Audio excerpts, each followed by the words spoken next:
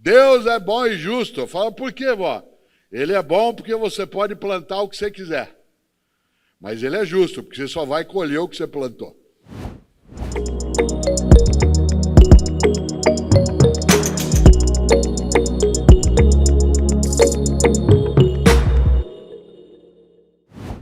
Quando eu era menino na cidade de Londrina, só quem tem mais idade como eu vai lembrar, não existia mundo digital. Na escola, por exemplo, as notas que a gente tinha, elas não chegavam, né, por intermédio de algo eletrônico, dada a inexistência. Ou existia um boletim impresso, ou, no meu caso, quem tem mais idade talvez se lembre, era uma caderneta. Uma caderneta que tinha a nossa foto, que tinha o registro das faltas, que tinha o registro das notas, e que a cada bimestre nós tínhamos de levar para o pai, a mãe, ou a pessoa responsável para ela assinar que estava ciente. Porque sem a assinatura deles, a gente não entrava na escola no outro dia. O que levou vários e vários de nós a desenvolver uma competência grafológica incrível, autoprotetiva. E vez ou outra, meu pai Antônio, que era bancário, minha mãe Emília, que era professora, às vezes eu chegava com o boletim, eles olhavam e falavam assim, filho, 5,5 em história, 5 em matemática, 5,5 em português. Filho, o que é isso? Pai, deu para passar. Medíocre. Medíocre é a pessoa que, podendo fazer o melhor, se contenta com o menor, com o pequeno, com o banal, com aquilo que é mais ou menos. Sabe, gente mais ou menos? Gente mais ou menos competente, mais ou menos amorosa, mais ou menos leal, mais ou menos cidadã, mais ou menos religiosa, mais ou menos. Mais ou menos. Aquela pessoa que tem uma vida mais ou menos. E não é o mais ou menos em condições econômicas, é o mais ou menos como atitude na vida. Porque você tem gente que tem rarefação de meios, que tem dificuldade imensa de ter acesso a bens e ainda assim faz o melhor na condição que tem. Para ela, para os filhos, para o lugar que está.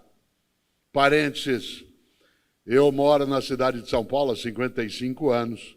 Esses meses mais recentes estão muito difíceis, porque há muitas pessoas que estão vivendo nas ruas, de novo, muitas pessoas em situação de rua, que até há algum tempo eram mulheres, homens, que até faziam essa escolha, isto é, querer ser alguém em situação de rua, porque não tinha nenhuma intenção de viver em outras estruturas. Mas agora não. Agora são famílias, pessoas que você enxerga em várias cidades, inclusive aqui em Feira, que passaram a frequentar mais a vida na rua. E em São Paulo, que é uma cidade imensa, isso tem uma marca forte. Mas uma das coisas que mais me chama a atenção são pessoas que vivem, por exemplo, sob viaduto, que dormem sobre pedaços de papelão ou que conseguem pegar algum pedacinho, né, numa praça, no meio da terra. E várias vezes a gente está passando pelo lugar e quando você olha, a pessoa está limpando. Aquele canto da praça, aquele lugarzinho sob o viaduto, a coisa dela é nada, é um fogareirinho que é feito em cima do tijolo, mas está arrumado. Capricho. Capricho não tem a ver com posse, tem a ver com atitude.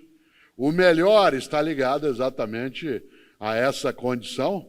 E eu digo isso porque, cautela, você e eu somos arrastados com facilidade para a mediocridade. Basta eu me acostumar. Basta eu achar que tudo bem, deu para passar. Sabe, mais ou menos compromissado, mais ou menos amigo. É gostoso porque nesses tempos de pandemia, por muito se falou do fim dos tempos. Algumas pessoas chegaram a imaginar que nós estávamos próximos ao juízo final. Afinal, 2020 foi um momento em que a gente não enxergava no meio da tempestade o outro lado. Era nadando e tentando ficar com a cabeça fora d'água, em várias atividades. E uma das conversas mais fortes que veio era exatamente sobre a nossa mortalidade. Você é mortal, eu sou, a gente sabe disso, mas de repente se dá conta com mais nitidez, porque pessoas passaram a perecer em maior quantidade na nossa convivência. E eu não me esqueço de algo, porque ao falar disso, as três grandes religiões, por exemplo, que têm um livro como sua referência direta, o judaísmo, o cristianismo e o islamismo, as três dizem que no dia que você se for, haverá um juízo final. Tanto faz se você tem religião ou não. Tanto faz se eu tenho religião ou não, religião é uma escolha de cada pessoa. Mas a ideia de juízo final não é para imaginar que exista, mas é para pensar numa coisa. O que me assusta na ideia de juízo final não é ser final, é ser juízo. Dizem essas religiões que no dia que a gente se for, a divindade vai nos chamar no canto e falar assim, vem aqui para um particular. E aí, hein? Na tua vida enquanto viveu, por que fez o que fez? E por que não fez o que não fez? E por que fez o que fez como fez? E por que deixou de fazer o que devia ter feito? Você sabe que tem gente que espera essa hora para achar uma resposta. E às vezes não dá tempo. Por isso a ideia de juízo final, independentemente de você ter religião ou não, ela merece reflexão. Como eu digo sempre, a morte para mim não é uma ameaça, ela é uma advertência. Ela não é uma ameaça, ela é uma advertência. Isto é, você não tem a eternidade para ter uma vida que não seja banal, fútil, descartável, inútil, morna.